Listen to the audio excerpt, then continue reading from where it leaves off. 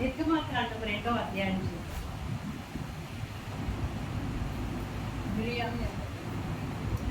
Thank you అండి. మరి ముందుగా నన్ను నేను పరిచయం చేసుకోవాలి కదా, నేను ఎవరో మీకు తెలియదు. నా పేరు మిసెస్ మర్లిన్ సునీల్ కుమార్. నేను ఇవాంజలిస్ట్ని 1998 నుంచి నేను సేవలో ఉన్నాను. కొన్నిసార్లు మినిస్ట్రీలో ఒక 5 సంవత్సరాలు పనిచేశాను. జాయిస్ ఫైర్ మినిస్ట్రీలో 5 సంవత్సరాలు పనిచేశాను.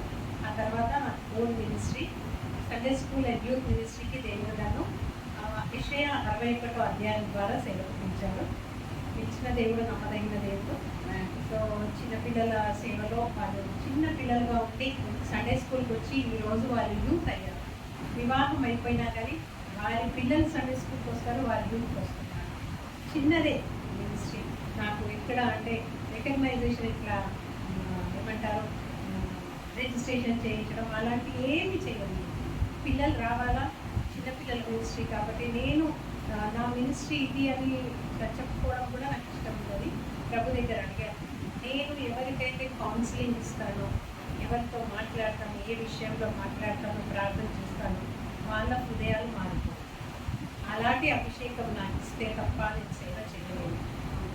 సో అదేవిధంగా దేవుడు నన్ను అభిషేకించినారు. మరి నేను బైబిల్ ట్రైనింగ్లో BTH బైబిల్ ట్రైనింగ్ అన్నది ముఖ్యం కాదు, దేవుడి అభిషేకమే ముఖ్యం. దేవుడు మనల్ని పట్టుకుంటే ఆయన నమ్మదగిన వాడు, ఆయన నడిపిస్తాడు. మోషేకు ఏ ట్రైనింగ్ ఉన్నది, దావీదుకి ఏ ట్రైనింగ్ ఉన్నది, ప్రభు అయిన యేసుక్రీస్తు ట్రైనింగే, దేవుడి యొక్క ట్రైనింగే కదా ఉన్నది.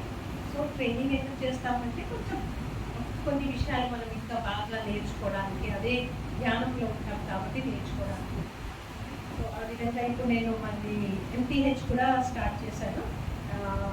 సెప్టెంబర్ 3వ తారీఖు నుంచి MTH చేయబోతున్నాను. సో సియోన్ రాజా మినిస్ట్రీస్, ఆయన కూడా రాజ్పాల్ గారే, ఆయన పేరు కూడా. కేవలం వినటం, అక్కడ 6 నెలలు వినటంలో పరీక్ష ఉంటుంది అని మనకు దేవునికి వ్యత్యాసం. సో 6 నెలలు విన్నప్పుడు వాళ్ళు ఇంటర్నేషనల్ సర్టిఫికేట్ ఇస్తారు. సో దేవుడు ఆ విధంగా మనల్ని ఎందుకు ప్రేరేపించాను, ఖచ్చితంగా చేయాలనుకున్నాను. ఇంకా కొన్ని తెలుసుకోవాలి కదా, ప్రసంగానికి పిలిచినప్పుడు దేవుని మాట మాట్లాడేటప్పుడు మన దేవుడు ఏం నడిపిస్తే అది. నేనైతే భయపడను, నా నోటి నుంచి ఏది విడుదలైతే అది ఉండేది. ఎందుకంటే నేను పొద్దున్నే సమర్పించుకుంటాను, ఎవరితో మాట్లాడాలి, ఏం మాట్లాడాలి, ఇక్కడికి వెళ్ళాలి, ఇక్కడికి వెళ్ళకూడదు, ఇంకా ఆయన చెప్తాను. నా నోటి మాట ఏ మాట వచ్చినా అది దేవుని మాట. కొంతమందికి నచ్చకపోవచ్చు, కొంతమందికి చాలా బాగా నచ్చవచ్చు. నాకే కొన్నిసార్లు భయం అవుతుంది నేను మాట్లాడిన మాట. కానీ నేను బాగా నమ్మేది ఏంటంటే అది యేసయ్యకి అప్పచెప్పుకున్నాను కాబట్టి ఎవరికి ఏం అవసరమో ఆ మాట, ఎవరు ఏం నేర్చుకోబోతుందో ఆ మాటను బట్టి, ఎవరు ఏమి ఆపబోతున్నారో ఆ మాటను బట్టి ఏదో మర్మం ఉంటుంది. మర్మం లేదే దేవుడు కలిపియరు. సో దేవునికి అప్పచెప్పుకొని ఆయన సన్నిధిలో నిమిత్తురాలిగా నిలబడి ఈరోజు మరి నేను నిర్గమకాండం 2వ అధ్యాయం, లేవి వంశస్థుడు ఒకడు వెళ్ళి లేవి కుమార్తెను వివాహము చేసుకునేను. లేవి వంశస్థుడు లేవి కుమార్తెను వివాహం చేసుకున్నారు. ఆ లేవి వంశస్థుని పేరు అమరా, జొకోబెత్ అమరా. వీరిద్దరు భార్యాభర్తలు. సో వీరికి 3 సంతానం కదా, మనందరికీ తెలిసిందే. ఎందుకంటే నేను వచ్చినాక మీ ఆరాధన విన్నాక నాకు కొంచెం భయం వేసింది. ఎందుకంటే అందరూ నాకన్నా అనుభవస్తుంది. ఆత్మీయ జీవితంలో వయసులో చిన్న పెద్ద ఉన్నారేమో నాకు తెలియదు, కానీ అందరూ పాస్టమ్మ గారు నాకన్నా చిన్నోళ్ళు, నా వయసు ఉంటారు, చిన్నోళ్ళు ఉంటారు, కానీ అందరూ ఆత్మీయ జీవితంలో చాలా అనుభవం కలిగి ఉన్నారు. ఆంటీ సాక్ష్యం విన్నాక చాలా సంతోషమైంది. ఇంకో చెప్పడం, పాట పాడటము, చాలా అనుభవపూర్వకంగా ఉన్నారు. ఈ ఉన్న కొద్ది సమయమైనప్పటికీ కూడా పాస్టర్ గారు మిమ్మల్ని చాలా ట్రైనింగ్ ఇచ్చారు. చాలా చాలా అనుభవం కలిగి ఉన్నారు. నాకు భయమైంది మాకు మాట్లాడడం అంటే, దేవుని చిత్తం అది అని నిలబడిపోయాను. సో వీరికి 3 సంతానం మనకు తెలిసినట్టు, అహరోను, మిర్యాము, మోషే. మోషే పుట్టినప్పుడు మనకు తెలిసిన రీతిగా ఎంతో అలజడి. ఫరో రాజు చిన్నపిల్లల్ని చంపించాలనేసి ఎంతో ఎంతో ఎంతో అలజడి చేసి అక్కడంతా అసలు అంగలాంటి బాధ, ఎంతో ఆ ఊరంతా కూడా అసలు నెమ్మది లేనితనమైంది కదా. మరి జొకోబెత్ గారు మోషే యొక్క తల్లి ఏం చేశారు, చక్కని జమ్ము పెట్టే చేయించి 3 నెలలు కూడా కాపాడింది. 3 నెలలు కూడా ఆ బాబు నోరు ఉంచగలిగింది. చిన్న శిశువులు ఏడుస్తుంటే ఆపగలమా? ఎంత పెద్దగా ఉంటుంది చిన్న శిశువు యొక్క స్వరం. పక్కింట్లో ఏడుస్తుంటే ఎన్నో ఇళ్లలో వినపడుతుంది. ఎలా ఆపగలరు ఆమె? ఎవరన్నా విన్నారనుకోండి, ఎవరన్నా ఏడుపుతుంటే వచ్చి ఇక్కడ శిశువు ఉన్నాడని చెప్పి అయిపోయింది. ఇంకా మరి పర్వరాజు ఆజ్ఞాపించిన రీతిగా మరణమైపోతాడు ఆ బాబు. అయినప్పటికీ 3 నెలలు ఆపగలిగిందంటే అది సామాన్యమైన మాట కాదు. ఒక చిన్న శిశువుని ఆయన స్వరము బయటికి పోకుండా ఆ బిడ్డ ఇంట్లో ఉన్నాడని తెలవకుండా 3 నెలలు ఆపిందంటే చాలా గొప్ప విషయం. మరి ఆత్మీయ జీవితంలో ఉన్నవారికే సాధ్యము. ఏడుపు ఒకటి గుర్తు చేసుకొని వేరే అన్నీ ఆపగలం. స్నానం చేసేటప్పుడైనా ఏదైనా కానీ ఏడుపు ఆపలేదు. ఆ ఏడుపు ఆపితే నోరు మూసేస్తే ఇంకేమైనా ఉందా? ఏడుపుని ఎలా ఆపగలిగిందో నాకు అది చదువుతుంటే, అది ధ్యానిస్తుంటే చాలా విచిత్రమవుతుంది. 3 నెలలు పక్కింటి వాళ్ళు ఎవ్వరు వినలేదా? కానీ ఆపగలిగింది. అది దైవ కార్యం. దేవుడు ఒక ప్రణాళిక చొప్పున ఆ కుమారునికి జన్మనీయగలిగింది ఆ తల్లి. దేవుని ప్రణాళిక ఉన్నది అక్కడ. కాబట్టి దేవుని యొక్క కార్యాలు ఎన్నో చేయబోతున్నాడు కాబట్టే ఆ తల్లి ఆ విధంగా చేయగలిగింది. ఆమె ప్రార్థన పరురాలు అయి ఉండాలి. ఆమె లోకరీతిగా ఉంటే చేయలేదు ఆ పని. లోకరీతిగా ఉంటే కొట్టొచ్చు, పిల్లవాడు ఏడవద్దని స్లీపింగ్ పూల్స్ వేయొచ్చు. ఒక సంఘటన కొన్ని సంవత్సరాల క్రితం నేను విన్నాను. ఒక తల్లికి బాగా సినిమాలు అలవాటు ఉందండి. సినిమాకి వెళ్ళడం, చిన్న బాబుని తీసుకొని ఇంకా నేను ఎట్లయినా బాబుని తీసుకెళ్ళాలి, ఈరోజు బాబుని పట్టుకోవడానికి ఎవరు లేరు అనేసి మీరు కూడా వినుంటారు. సినిమాకి తీసుకెళ్ళడం, సినిమాకి వెళ్తే మరి అబ్బాయి పాస్ పోసుకుంటారు కదా, అక్కడ దారం చుట్టేసి తీసుకెళ్ళింది. ఇంటికి మంచిగా ఆనందంగా సినిమాలో ఎంజాయ్ చేసి అంత నిజంగా జరిగిన సంఘటన. మంచిగా వచ్చి ఇంటికి వచ్చి చూసే వరకు బాబు మరణించి. లోకరీతి తల్లులు పిల్లల్ని పెంచడం చాలా కష్టం. పిల్లల్ని పెంచడం అంటే ఆట కాదు. దేవుడిచ్చిన మన పిల్లల్ని మనము జాగ్రత్తగా పెంచి ఒక దాయలమే మనం. తల్లిదండ్రులం అంటే ఏదో అనుకోవద్దు. కాయలు దాయలు తిరిగి ఆయన కప్పచెప్పాలి, సజీవంగా ఆయన కప్పచెప్పాలి. సో ఎంత ఆత్మీయ జీవితంలో ఉంటే మన పిల్లల కోసం మనం త్యాగం చేస్తాం. పెళ్ళయ్యేంత వరకు మన గురించి ఆలోచిస్తాం. ఎవరు దొరుకుతారో, ఎలా ఉంటారో, ఎలా ఉంటుందో మా జీవితం, ఎట్లుంటుందో అని. పెళ్ళైపోయినాక ఇంకా మనం అన్నీ మర్చిపోతాం. నిజమైన తల్లులైతే, దైవికమైన తల్లులైతే ఇంకా పిల్లల మీద కాన్సన్ట్రేషన్. సేవలు ఉన్న వాళ్ళు సేవల మీద. సేవ కూడా ఒక పిల్ల లాంటిదే. ఎంతమంది 2 పిల్లలు ఉన్న 3 పిల్లలు, నాకు 2 పిల్లలు, పాప బాబు. పాప పెద్దది, బాబు చిన్న. 2 కూడా దేవుడి కృప వల్ల బయటకు ఉన్నారు. సో మేమిద్దరమే ఉన్నాం ఇప్పుడు. సో ఎంత ఏమున్నా కానీ సేవలు 2 పిల్లలున్నా 3 పిల్లలున్నా సంఘమంతా పాస్టర్లకు పిల్లలే. వాళ్ళందరినీ వాళ్ళు ఎలా చూడాలంటే అందరిని ఒకే రీతిగా కంటికి రెప్పలాగా ఏ భేదం లేకుండా నిజమైన పాస్టర్లు అలాగే చూస్తారు. ఇక్కడ ఆత్మీయత చూస్తుంటే నాకు అందరికీ అవకాశం ఇచ్చి అందరినీ ప్రోత్సాహపరిచేలాగా ఉన్నారు. అలా ఉంటే అందరూ సంతోషంగా ఉంటారు. ఒకరిని ప్రోత్సహించి ఒకరిని ప్రోత్సహించకపోతే అక్కడ రాజకీయాలు ఉంటాయి. ఆ సంఘం వెళ్ళిపోతూ ఉంటుంది. సో దేవుడు మీకు ఇచ్చిన గొప్ప ఆత్మీయ తల్లిదండ్రులను మీరు చాలా వారి కొరకే మీరు చాలా ప్రార్థనలో ఉండాలా. వారి కొరకే ప్రతి విషయంలో ముందుకు రావాలి. ప్రతి విషయంలో మన సేవకులు మనమే ఆదుకోవాలి, మనమే పోషించుకోవాలి. సో మన హృదయాలు మన సమస్తము విప్పి మన ఆత్మీయ తల్లిదండ్రుల కోసం నిలబడాలి. ఆ విధంగా మరి తల్లి ఆ విధంగా కుమారుని 3 నెలలు దాచిపెట్టలేకపోయి చెవు పెట్టె చేసి దానికంతా జిగుడును పూసి అది నీళ్ళల్లో వేస్తే మునిగిపోదన్నమాట. ఆ పెట్టె అలాగే ఉంటుంది, నీళ్ళలో వేస్తే మునిగిపోదు. అలాంటి బాలుడికి ఎంత పెట్టె కావాలనో ఆ పెట్టె చేయించి ఆ పెట్టె నైల్ నదిలో వదిలేసింది. ఎందుకు నైల్ నదిలో వదిలేసిందంటే ఫరో యొక్క కుమార్తె తరచుగా అక్కడ స్నానం చేయకపోవడానికి వస్తుంటారు. అందుకని అక్కడ వదిలేసి, మనందరికీ తెలిసిందే మిరియా మరి ఎక్కడ దాచుకుంది, ఏ పెట్టెలో పెట్టాము అది ఇంపార్టెంట్ కాదు. ఏం చేసి ఎందుకు చేయాల్సి వచ్చింది అన్నది మనం నేర్చుకోవాలి. అక్కడ తన అక్క అయిన మిరియామ్ని కాపుదల పెట్టి దూరం నుంచి మరి ఫరో కుమార్తె ఎప్పుడు వస్తుంది స్నానానికి అని ఎదురు చూచుకుంటూ ఆ పాప నిలబడి, చిన్నదే అయి ఉంటుంది, తన కూడా 12-13 సంవత్సరాలు చిన్నపిల్ల అయి ఉంటుంది. కాపుదల ఉండి ఎంత లోబడ్డది, తల్లి మాటకి లోబడ్డది. ఎందుకు లోబడ్డదంటే ఇక్కడ మనము జొప్పబెల్ గారు మోషే యొక్క తల్లి చేసిన విధాన్ని బట్టి చూస్తే ఆమె ఒక ప్రార్థనా పరురాలు, ఆమె ఒక మంచి స్త్రీలాగా మనకు కనిపించింది. ఆమె 3 నెలలు కూడా తన కుమారుణ్ణి మరి ఇద్దరు పెద్ద చిన్న మరి వాళ్ళ అన్న మోషే యొక్క అక్క వాళ్ళని సంలాయించుకుంటూ భర్తను సంలాయించుకుంటూ ఇల్లు సంలాయించుకుంటూ కూడా ఆ బాబుని కాపాడుకుంటూ 3 నెలలు అంటే ఆమె ఎంతో ఆత్మీయురాలు. కాబట్టి ఆమె మాటకు తన పిల్లల్ని లోబడేలాగా ప్రార్థించుకుంది, లోబడేలాగా చేసుకుంది. లోబడడానికి చేసుకోవాలి మన పిల్లల్ని. లోబడే ఆ పాప లోబడి ఎంతసేపటి నుంచి వెయిట్ చేస్తుందో.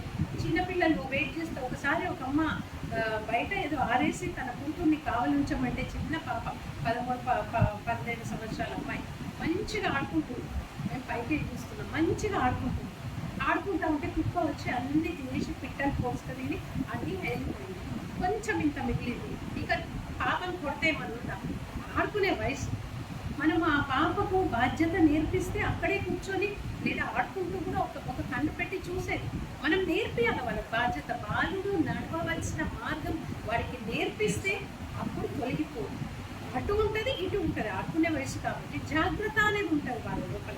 ఆ జాగ్రత్త అనేది వాళ్ళకి నేర్పిస్తే కానీ వాళ్ళు ఆ పని చేయలేరు. సగం అటు సగం ఇటు, వేసునందు సగం మరి వేరుగాను సగం, సినిమా పాటలు సగం మరి దేవుడి పాటలు సగం.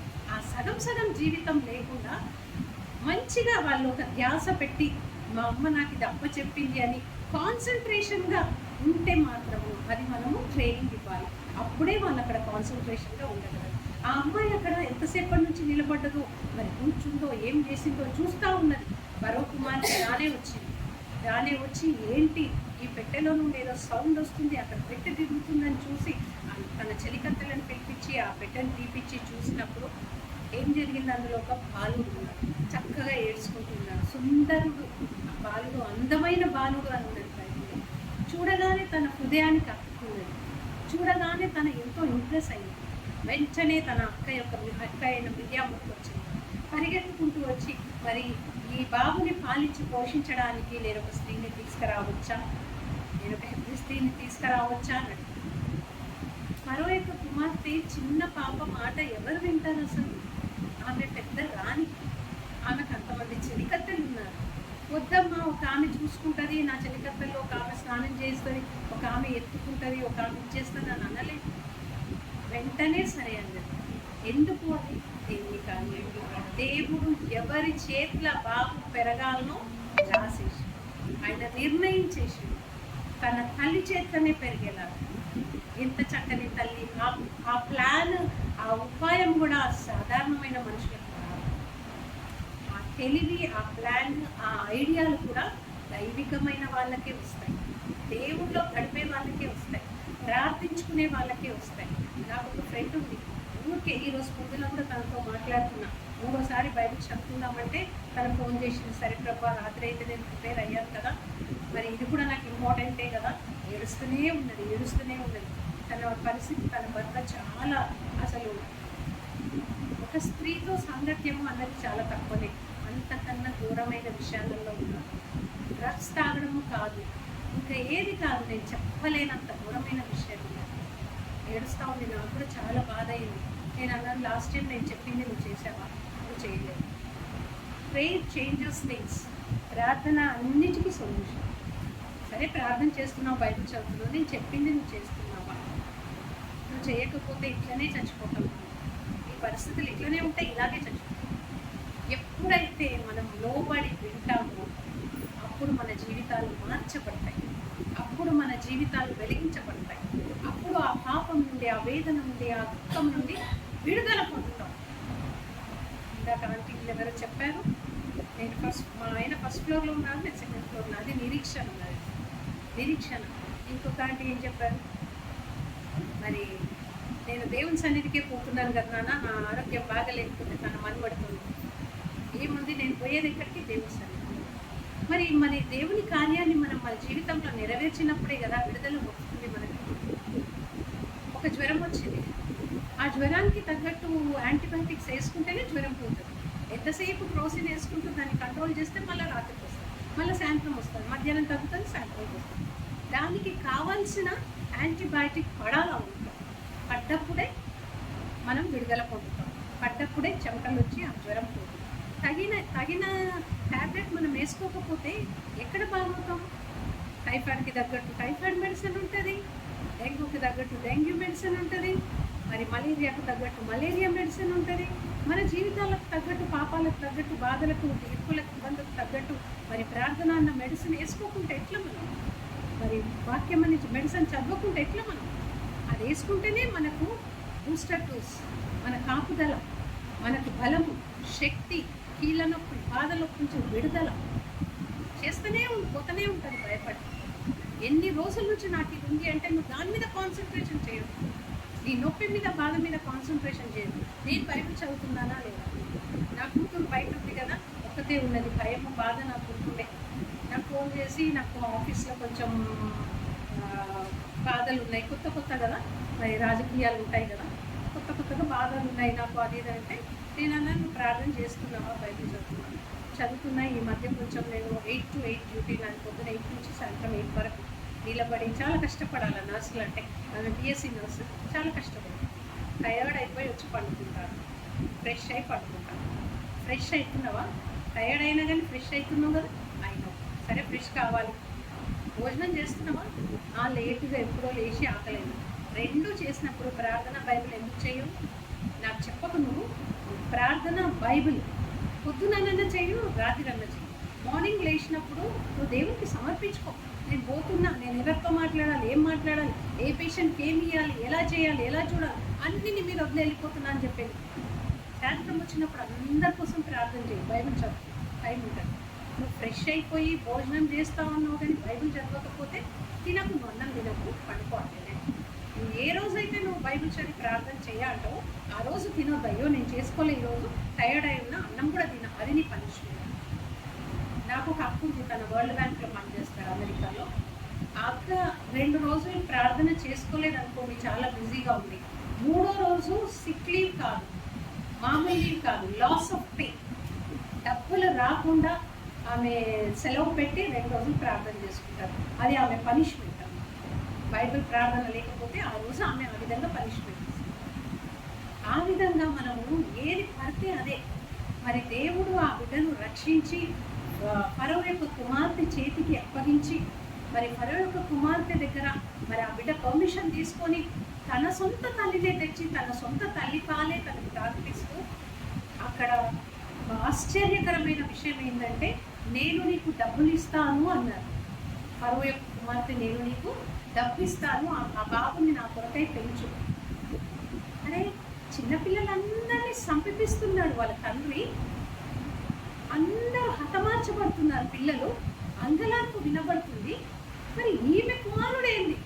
ఆ గవర్నమెంట్, ఏ గవర్నమెంట్ అయితే ఫరో గవర్నమెంట్ అప్పుడు ఉన్నది, ఆ గవర్నమెంట్ పిల్లల్ని చంపే ఆర్డర్ వేస్తే అదే గవర్నమెంట్ చేత ఈమె డబ్బు తీసుకొని తన పిల్లోని తనకే చిన్నప్పటి నుంచే వాడు సంపాదన మొదలుపెట్టేశాడు. తన సంపాదన తను సంపాదించుకుంటున్నాడు, ఆ గవర్నమెంట్ సంపాదన తింటుంది తను. ఎంత ఆశ్చర్యం ఇది!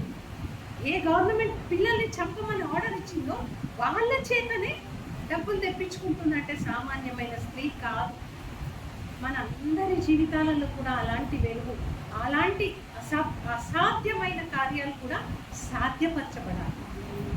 అదే మనము దేవుని బిడ్డలము అనిపించుకోవడానికి అదే మనకు ఎదుటి వాళ్ళు చూసి మనల్ని చెప్పుకోవాలి, నేర్చుకోవాలి. అరే ఏంటి వీళ్ళ సీక్రెట్ ఏంటి అంటే, ఒకటి నన్ను అడుగుతారు. మేము కూడా చాలా కష్టపడ్డ స్థితిలో నుంచి పైకి వచ్చాం, వెంటనే ఏమి కాలేదు, చాలా కష్టపడ్డాం. ప్రతిదానికి దేనికి మేము కష్టపడ్డామో ఆయా విషయాలలో దేవుడు మమ్మల్ని ఎంతగానో హెచ్చించాడు. ఫైనాన్షియలీ కష్టపడితే ఫైనాన్షియలీ ఇచ్చాడు, కష్టపడ్డప్పుడు చాలా కష్టపడ్డాము, ఆశీర్వదింపబడ్డప్పుడు దేవుడు అంచెలంచెలుగా ఆశీర్వదిస్తాడు. ఏ విషయంలో మనం ఎక్కువ కష్టపడతామో ఆ విషయాల్లో మనం ఓర్చుకొని దేవుని ప్రార్థనాపూర్వకంగా ఉంటే ఒక రోజు మనము దాని యొక్క ఫలితం చూస్తాం. విసుక్కొని మనము పక్కకు పడేస్తే ఆ విషయాన్ని, ఎంతసేపు ఆ ప్రాబ్లం వైపే మనం చూస్తుంటే ఎప్పటికీ ఎదగలేము, అలాగే ఉంటాం, అలాగే మనం. దాంట్లో మనం జయము చూడాలంటే అది అనుభవించుకుంటూ దేవుని మహిమపరచాలి. అది అనుభవించుకుంటూ అసూయపడదు, బాధపడదు, దుఃఖపడదు, ఇతరులను చూసి వాళ్ళతో మనము కంపేర్ చేసుకోవద్దు, వాళ్ళతో పోల్చుకోవద్దు. పిల్లలు, మాకు స్కూటర్ లేని సమయంలో నా పాప అనేది, మా పాప చిన్నగా ఉండే, అన్న వాళ్ళకి అంటే వాళ్ళ పెద్దయిన పిల్లలకి స్కూటర్ ఉంది మనకి లేదు అని వాళ్ళు చాలా బాగా ప్రార్థన చేసుకుంటారు. అందుకే లేదు వాళ్ళకి స్కూటర్ ఇచ్చింది, నువ్వు చేసుకొని ఇస్తావు అంటే ఆ రోజు నుంచి ప్రార్థన మొదలుపెట్టింది. 3 ఏళ్ళ పాప ప్రార్థన మొదలుపెట్టింది. ఇంకా ఇస్తలేడు దేవుడు. ఇస్తాడు, ప్రార్థన చేయ, ఆయన సమయంలో ఇస్తాడు, నువ్వు చేస్తూనే ఉండాలి. వాక్యం చెప్తుంది అలసట నిద్రపోక అలసిపోకుండా ప్రార్థన చేయమని చెప్పాడు దేవుడు అని చెప్తే, అలసిపోవద్దు నువ్వు ఆ ప్రార్థనలో అని చెప్తే ఇంకా తన మొదలుపెట్టింది. నమ్మరు, సంవత్సరం లోపల మాకు స్కూటర్ వచ్చింది. ఒక సంవత్సరం ఆయన సమయము, ఆయనకు కావాల్సిన ప్రార్థన సమయం 1 సంవత్సరం కావాల్సిందే. మేము స్కూటర్ కొనడానికి దేవునికి ప్రార్థన 1 సంవత్సరం కావాల్సిందే. సంవత్సరం తర్వాత స్కూటర్ వచ్చింది. అలాగే మనం ఎలా పిల్లలకి నేర్పించి ట్రైన్ చేస్తామో ఆ విధంగానే ఎదుగుతుంటారు. ఈరోజు పిల్లలు ఎట్లా అంటే, నా సండే స్కూల్ పిల్లలు కానీ, నా యూత్ పిల్లలు కానీ, నా పిల్లలు కానీ ఫస్ట్ ప్రార్థన చేస్తారు, దేవుని దగ్గర మొర పెడతారు, దేవుని దగ్గర శాంక్షన్ చేయించుకుంటారు, ఆయన మార్గం తెరుస్తాడు, అప్పుడు మాకు మాట్లాడతారు. ఆల్రెడీ మీరు ప్రార్థన చేసి ఆయనకు అప్పచెప్తారు కాబట్టి ఆయన మాకు డబ్బులు ఇచ్చాడు, మీకు ఇవ్వమని. లేకపోతే సరిగ్గా వచ్చి అమ్మ నాన్న మాకు ఇది లేదు అని అంటే దేవుణ్ణి అడగండి అంటారు. ప్రార్థనలో ఉందా తల్లిదండ్రులు అయితే దేవుణ్ణి అడగమ్మా, ప్రార్థన చేయమ్మా అంటారు. అప్పటికి ఉండవు. ఫస్ట్ అక్కడ మోకరించి మొర్ర పెట్టినాక దేవుడు మనకు అప్పుడు ఇస్తారు. మనం అడగగానే పిల్లలకి ఇస్తాం. ప్రేర్ చేసుకునే అలవాటు వరకు ఉండాలి. ఆ విధంగా మరి గవర్నమెంట్ దగ్గర డబ్బులు పొందుకుంటూ తన సొంత పిల్లోడికి తన పోషించుకుంటూ మంచి చెడు చూసుకుంటూ ధైర్యంగా భయపడకుండా, ఎందుకు ఫరో కుమార్తె వీళ్ళకు అండగా ఉన్నది, ఆ గవర్నమెంట్ వీళ్ళకి అండగా ఉన్నది కాబట్టి ఎవ్వరికి ఇంకా భయపడనక్కర్లేదు. 3 నెలలు భయపడ్డది. ఆ తర్వాత జమ్ముపేటలో వేసి ఆ నైల్ నదిలో వదిలేసినప్పుడు భయపడ్డది, ఏం జరుగుతుందా. ఆ భయము, ఆ వేదన ఎంత ఉండొచ్చు తల్లికి. ఏమైపోతాడో, ఎవరన్నా ఏదైనా రాయిపోతే ఏమన్నా అయితే బాబుని మునిగేలాగా చేస్తారేమో, లేకుంటే ఎవరైనా ఎత్తుకపోతారేమో, వాళ్ళు రాకపోతే ఇంకెవరైనా పిల్లలు ఎంతో టెన్షన్స్ ఉంటాయి కదా, బాధల. ఆ టెన్షన్స్ అన్ని భరించింది కాబట్టి టెన్షన్ ఫ్రీ చేసేసాడు దేవుడు. ఏ గవర్నమెంట్ అయితే చెడు చేస్తుందో అదే గవర్నమెంట్కి ఆర్డర్ ఇచ్చాడు అనమాట. ఆ బాబుని మీరు పైసలు ఇవ్వండి, వాళ్ళు పేద స్థితిలో ఉన్నారో ఏ స్థితిలో ఉన్నారో మనకు తెలియదు. మరి మనం చదువుకుంటున్న ఇదిని బట్టి అయితే మనకు అర్థమైతే వాళ్ళు ఎంతకంత కొంచెం అంటే మరీ గొప్ప స్థితిలో లేనట్టుగానే కదా. మరి వాళ్ళకు ఆ డబ్బులు రావటం అంటే మరి రాజవంశం వాళ్ళు సమృద్ధిగా ఇస్తారు, అంతో ఇంతో ఇయ్యరు. మరి వాళ్ళ కుటుంబం కూడా పోషింపబడ్డదేమో. దేవుని యొక్క రహస్యం అది, దేవుని యొక్క కార్యాలు ఉంటాయి. మన పిల్లల్ని మనం ఏ విధంగా లోబడేలాగా చేసుకుంటామో, దేవుని సన్నిధిలో పెంచుతామో, వాళ్ళు ఆ విధంగా అద్భుతాలు చూస్తారు. మనం వాళ్ళ జీవితాలను చూసి మనము ఆనందిస్తూ ఉంటాము. ఎవ్వరికి కూడా చెడు, శోధన, బాధ, దుఃఖము రాందే పైకెదురు అన్నీ అనుభవించుకుంటూ అందులో దేవుణ్ణి మహిమపరుస్తూనే ముందుకెళ్తాము. ఒకరోజు అవన్నీ మన జీవితంలో నుంచి వెళ్ళిపోయి మనము గొప్ప ఆశ్చర్య కార్యాలు చూసుకుంటూ ప్రభుని మనము స్తుతించగలుగుతాము. అదే మిర్యాము ఎంత చక్కగా మరి తమ్ముడి కోసం కాపుదల ఉండి చూసి మరి ఫరో కుమార్తె దగ్గర పోయి ఆమె చిన్న చిన్న మాటల్లో ఆమెను మాట్లాడి తన తల్లిని తెచ్చి బాధ్యతగా అప్పచెప్పి అన్నీ చూసుకుందో. తల్లి ఎలా చెప్పింది అలా చూసుకున్న మిర్యాము పెద్దగా అయినాక ఏమైంది? తప్పిపోయింది.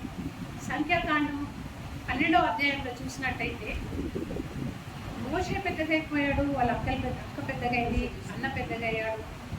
ఏంటి, కుషు దేశపు స్త్రీని వివాహం చేసుకుంటుంటే మోషేతోనే మాట్లాడతారా దేవుడు? మాతో మాట్లాడరా? అసూయ, భక్తి గర్వం. అది భక్తిలో ఉన్న బిడ్డలకి గర్వం ఉంటే మీరు ఏమన్నా అనుకోండి, అది లూసిఫర్. భక్తిలో ఉన్న వాళ్ళు చాలా తగ్గింపుతో ఉండాలి. ఎక్కడ తగ్గించుకోవాలి అక్కడ తగ్గించుకోవాలి. కొన్నిసార్లు మనం మాట్లాడాల్సి వస్తుంది కొన్ని విషయాలని. అప్పుడు మనం హానికరంగా మాట్లాడద్దు, సత్యం మాట్లాడాలి, ధైర్యంగా మాట్లాడాలి. నీ భక్తి నీకు ధైర్యం పుట్టించదా? పుట్టిస్తుంది, ఖచ్చితంగా పుట్టిస్తుంది. నిజమైన భక్తి ధైర్యాన్ని పుట్టిస్తుంది. కానీ ఇతరులకు హానికరంగా మనం ఉండదు. అట్లా ఆమె భక్తి గర్వం వచ్చేసింది. నాతో మాట్లాడడా దేవుడు? మాట్లాడతాడు. ఎందుకు మాట్లాడాడు? నువ్వు ఎందుకు నీ తమ్ముడితో కంపేర్ చేసుకుంటున్నావు? నువ్వు నీతో మాట్లాడమని అడుగు. నీకేం కావాలని వాడు ప్రభా నాకు చూపి, ప్రభా నేను ఇది పొందుకోవాలి, ప్రభా నాకు ఇది కావాలని మోకరించి అడుగు, నీకు ఇస్తాడు. నువ్వు ఎందుకు ఆయనతో కంపేర్ చేసుకుంటావు? నీకెందుకు వాళ్ళ జీవితం? నీ జీవితం మీద నువ్వు చూసుకో. అక్కడ దేవుడు ఏం చేశాడు? చిన్న తమ్ముడు అని కూడా చూడలేదు. మిరియానికి సొంత తమ్ముడే కదా, అధికారం లేదా మన తమ్ముడిని తిట్టుకోవడానికి? అధికారం లేదా మన తమ్ముడితో కొంచెం చనువుగా ఉండడానికి? కానీ అక్కడ పర్మిషన్ లేదు. ఎందుకంటే దేవుని చేత పిలువబడ్డ సేవకుల మీద గుణవద్దు. మన తండ్రియే కానీ, తమ్ముడే కానీ, అన్ననే కానీ, చెల్లెనే కానీ, కామతులే కానీ, వదినలే కానీ, ఎవ్వరే కానీ సేవలో ఉన్న వాళ్ళ మీద గుణవద్దు. దేవుని చేత వాళ్ళు పిలువబడ్డారు. హల్లెలూయా. అది అక్కనే కానీ అహరోను అన్న మోషే, మిరియాము అక్క అయినప్పటికీ వాళ్ళని అసిస్టెంట్లుగానే పెట్టారు. వాళ్ళని పెద్దగా పెట్టలేదు. మినిస్ట్రీ మోషేకి ఇచ్చాడు, అధికారం మోషేకి ఇచ్చాడు, దేవుని సేవ మోషేకి ఇచ్చాడు. మీరు కేవలము మీ తమ్ముడికి దగ్గర ఉండి అసిస్ట్ చేయండి. అక్కడ తప్పకుండా అసూయ వస్తుంది, మానవులమైతే అసూయ వస్తుంది. తమ్ముడికి అంత ఘనతన మాకు లేదా? మేము పెద్దోళ్ళకు. పెద్ద చిన్న వయసు భేద లేదు. ఆత్మీయ జీవితం, సమర్పణ జీవితం. సమర్పణతో ఆయనకు పని, ఆత్మతో ఆయనకు పని. ఈ వయసుతో పని లేదు. చిన్న రోదే వెళ్ళి తలుపు తీసింది. పోయే పేతురు వచ్చిందంటే ఎవరన్నా నమ్ముతారా? చిన్న బిడ్డ నమ్మింది, పెద్దవాళ్ళు నమ్మలేకపోయింది. చిన్న బిడ్డ నమ్మింది. ఒక తల్లి ఒక కూతురు ప్రార్థనకి వెళ్తున్నారు. వర్షకాలం, పెద్ద వర్షం వస్తుంది, తెలిసిన మాటలు. అయితే తల్లి అప్పుడే నిలబడి ప్రార్థన చేసిందంట, దేవ వర్షం రావద్దు, మేము వెళ్ళాలి. సరే, వర్షం రాకుండా దేవుడు ఆపేసిండు. కానీ ఆమె ఏమన్నది? వర్షం పెద్దగా పడుతుంటే తన కూతురు ఏమన్నదంటే, మమ్మీ గొడుగు తీసుకో. ఎందుకు అని అంటే, వర్షం రాకుండా వర్షం వస్తుందేమో, గొడుగు తీసుకొని పోదాము. సో అక్కడ పోయినాక ప్రార్థన చేసినప్పుడు వర్షం ఆపేసినాక నీకు గొడుగు ఎందుకు? ఇంకా వర్షం ఆపేసింది కదా, నువ్వు నమ్మాలి కదా. అది గొడుగు ఎందుకు? సారీ, బిడ్డ ఎందుకు గొడుగు అని అడిగింది. నువ్వు ప్రార్థన చేసావు కదా, వర్షం ఆపేస్తాడు కదా దేవుడు, ఇంకా ఎందుకు గొడుగు అని అడిగింది. అంటే ప్రార్థన చేసిన తల్లియే గొడుగు పట్టుకొని పోతుంది వర్షం వస్తుందని. నమ్మకం లేదు ప్రార్థన మీద. మొన్న చాలా వర్షాలు పడ్డాయి కదా, శనివారం వరకు పడ్డాయి, ఆదివారం పొద్దున కూడా వర్షం పడింది. ఆదివారము పొద్దున 11 గంటలకు మా ఫ్రెండ్ వాళ్ళ హస్బెండ్ది భూస్థాపన ఉంది. చెక్ పోస్ట్లో ఉంటారు, విజయ్ కుమార్ గారు అని, సబ్ ఇన్స్పెక్టర్ గారు. ఆయన మరణించారు. దేవా మరి 12-11 గంటలకు ఇంట్లోకి వెళ్ళి బాడీ వెళ్తుంది. ఇప్పుడు కూడా వర్షం పడుతుంది. అప్పుడు 8:30-9 అయింది. ప్రార్థన చేసిన దేవా ఏం చేస్తావో తెలియదు, మీరు మాత్రం వర్షం రాకుండా చూడండి, రాత్రి ఎప్పుడో పడేలాగా చేయండి. టక్కున వర్షం ఆగిపోయింది. 10 గంటలకు వర్షం ఆగిపోయింది. మేము వెళ్ళిపోయినాము. ఎంతో చక్కగా ఆదివారం భూస్థాపన జరిగింది, వచ్చేసి తిరిగి మళ్ళా శనివారం రోజు సాయంత్రం కూడా ఆ రోజు కూడా దినమంతా వర్షమే పడుతుంది.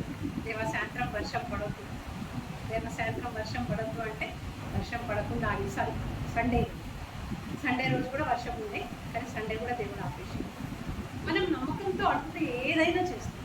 చిన్న బిడ్డ మాట విని వాళ్ళు తలుపు దగ్గరకు అవునా, వాళ్ళే దినమంతా కూర్చొని ప్రార్థన చేస్తుంది మోషకు, పేతురు రావాలని. వాళ్ళే నమ్మలేదు. వచ్చిండు అని చెప్తే అవునా అని సందేహపడ్డారు. చిన్న బిడ్డ నయమాను యొక్క కుష్ఠరోగాన్ని, ఆమె కుష్ఠరోగం పోవడానికి కారకురాలని. ఎందుకంటే ఆమె యొక్క విశ్వాసం, నా యజమాని వింటాడు, యజమాను గారికి వెళ్ళి చెప్తే వింటుంది. తన పని తను చేసింది, విన్నదో వినలేదో తన పని తను చేసింది. ఆ యజమానురాల్లో కూడా దైవభక్తి ఉంటేనే ఆమె లోబడ్డది. ఈ చిన్న పని మనిషి మాటలు నాకెందుకు?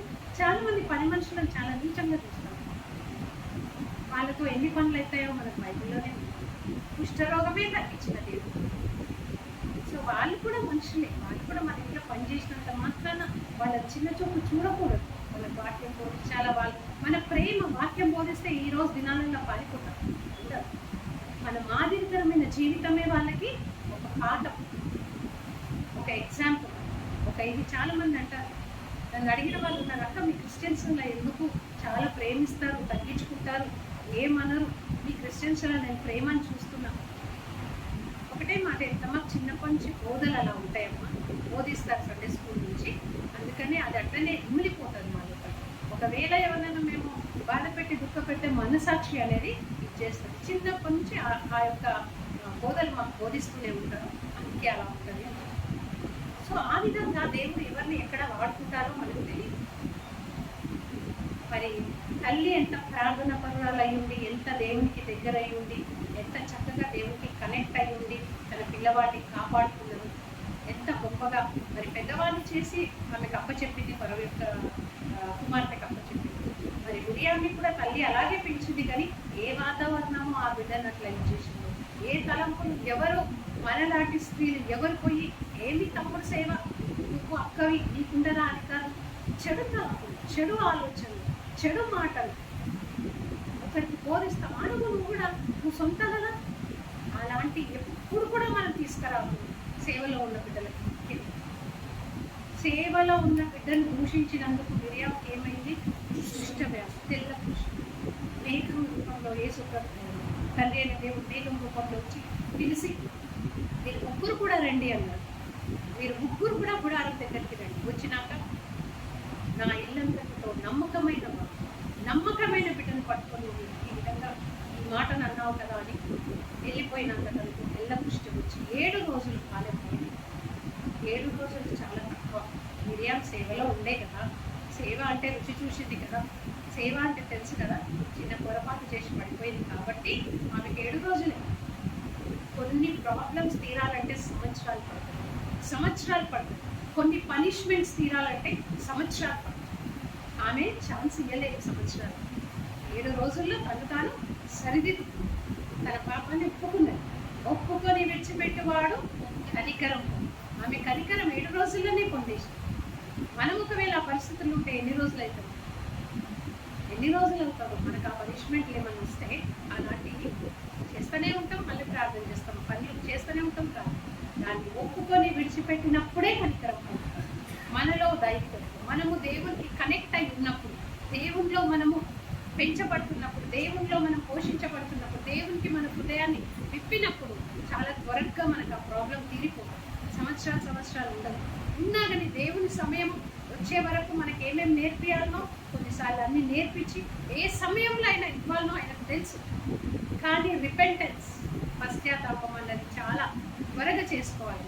పశ్చాత్తాపం ఎంత త్వరగా పశ్చాత్తాపడితే అంత త్వరగా మన మార్గాలు తెరవచ్చు.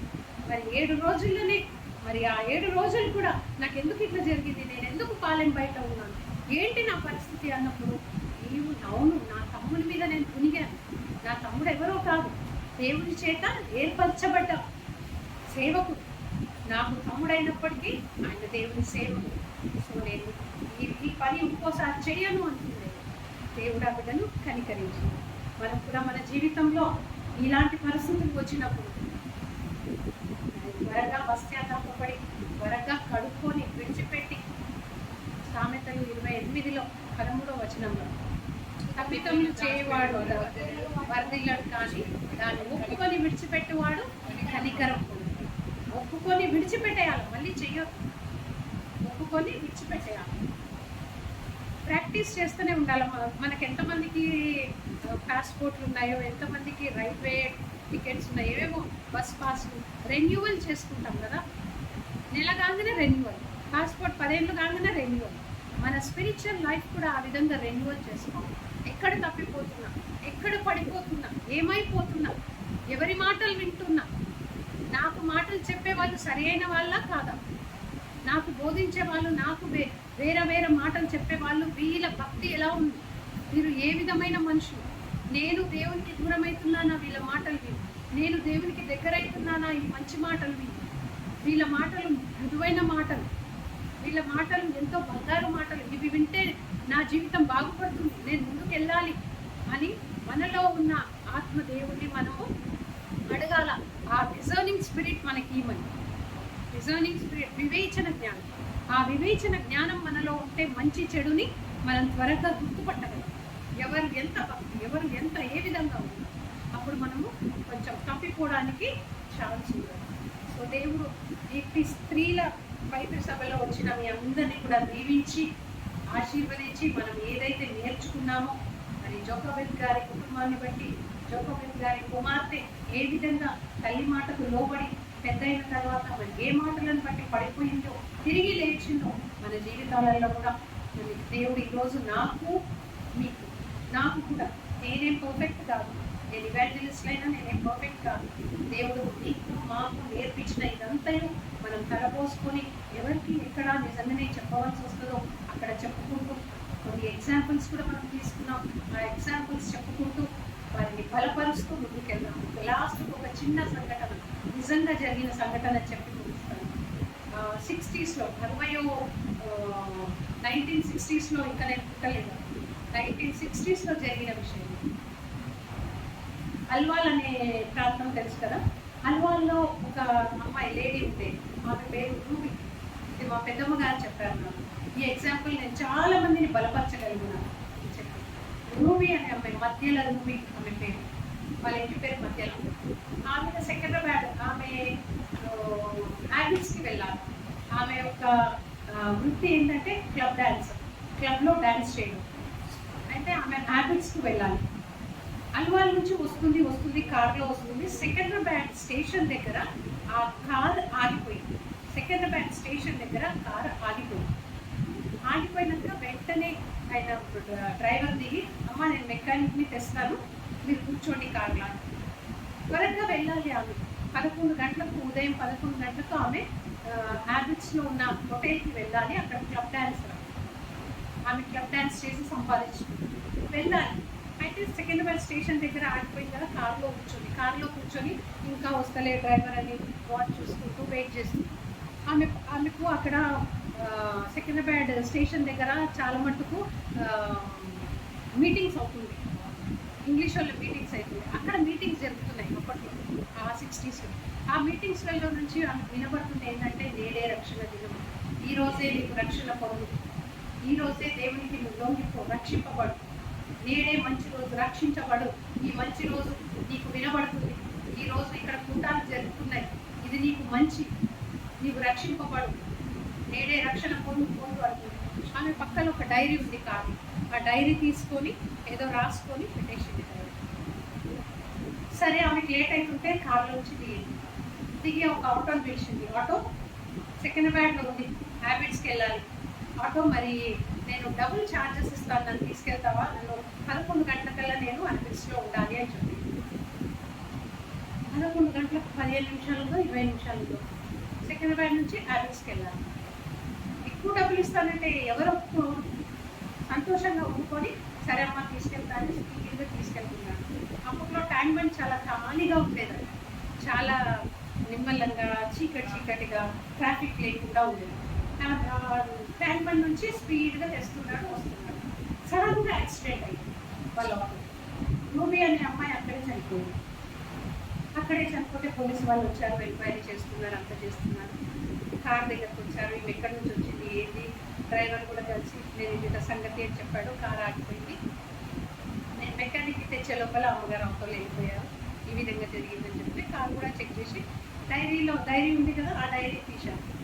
ఈ రోజు ఏమన్నా రాసిందా అని చూస్తే రాసి ఉంది. అక్కడ ఏమని రాసి ఉందంటే, అక్కడ వింటుంది కదా ఆమె, రక్షణ నేను ఈరోజు రక్షింపబడు, నాకు ఈరోజు టైం లేదు, రేపు రక్షింపబడతాను, రేపు దేవుణ్ణి నమ్ముకుంటాను, రేపు నా పాపాలు ఒప్పుకుంటాను. రేపు ఆమె జీవితంలో వచ్చిందా, రేపు అనేది చూడగలిగిందా, చూడలేకుండా రేపటి దినముల గురించి అక్షయపడుతుంది. ఏ దినమున ఏది సంభవించదో 32 దాగుతుంది. రేపటి దినం అనేది కాదు, దేవుని చిత్తం ఎలా ఉంటుందో మనకు తెలియదు. సో ప్రతిదానికి ఉండాలి. నిజమైన దేవుని బిడ్డలు, దేవునిలో ఆనందించే బిడ్డలు రేపటి గురించి అక్షయపడాలి. సిద్ధపాట్లు ఉంటాయి, కొన్ని ఉంటాయి, మానవులను సిద్ధపడతారు, కొన్ని విషయాలలో సిద్ధపడతారు, కానీ కంప్లీట్గా దేవుని మీద ఆధారపడతారు. దేవుని మీద ఆధారపడ్డప్పుడు దేనికి భయపడతారు. ఈ ఇంటి యజమాని దేవపాల ఆంటీగా తన కుమార్తె చనిపోయినప్పుడంట అనంతరావు చెప్తున్నారు, ఆంటీ ఎలా ఉన్నారు అనుకుందంటే, రాత్రంతా పాప శవం దగ్గర కూర్చొని పాటలు పాడిందమ్మా మీ ఆంటీ. ఎంత ఆనందం వేసింది నాకు, నిజంగా ఎంత ఆశ్చర్యపడ్డాను నేను. ఆంటీ యొక్క భక్తి నాకు తెలుసు, ఆమె ధైర్యం, ఈ భక్తి నీకు ధైర్యం పుట్టించదా, ఆమె ధైర్యం నాకు తెలుసు. ఏ కూతురు యొక్క డెడ్ బాడీ దగ్గర కూర్చొని తల్లి పాటలు పాడడం అంటే సాధారణమైన విషయమా? ఎంతో అసలు వెంటనే పైకి వెళ్ళిపోయిన ఆంటీని కలవాలని పాప బాడీ కింద నుండి మేము పైన పోయి ఆంటీని కలిసి అదే పుడిలాగా అదే విధంగా ధైర్యంగా ఉంది. ఏ ధైర్యం దేవుడిచ్చిన ధైర్యం. సో ఆ విధంగా స్త్రీలమందరం కూడా మన పిల్లల కోసం, మన కోసం, దేవుని కోసం మన పిల్లల్ని పెంచబడాలి. ఆ విధంగా లోబడేలాగా చేసుకోవాలి. వాళ్ళకి రక్షణ మార్గం చూపిస్తే నీతిమంతుడు 7 మార్లు పడినను తిరిగి లేస్తారు. వాళ్ళే పడిపోతారు, లేస్తారు. మన బాధ్యత మనం చేయాలి. ఇక్కడ ఉన్న స్త్రీలందరినీ నాతో పాటు మరి వచ్చిన పురుషుల్ని కూడా దేవుడు దీవించి ఆశీర్వదించి మన కరెక్షన్స్ చేసుకోవడానికి దేవుడిచ్చిన ఈరోజు వాక్యం ఇక్కడ అవసరం వస్తే అక్కడ వాడుకోవడానికి మంచి తలంపులు, జ్ఞాపక శక్తి, మన అనారోగ్యం కోసం మనకు బలము, శక్తి, ఆరోగ్యం రావటం కోసం ఈ వాక్యాలు దేవుడు మనకు జ్ఞాపకం చేస్తూ మన ముందుకు నడిపిస్తూ యేసు నామమున మీ అందరికీ వందనాలు చెప్పి ముగిస్తున్నాను.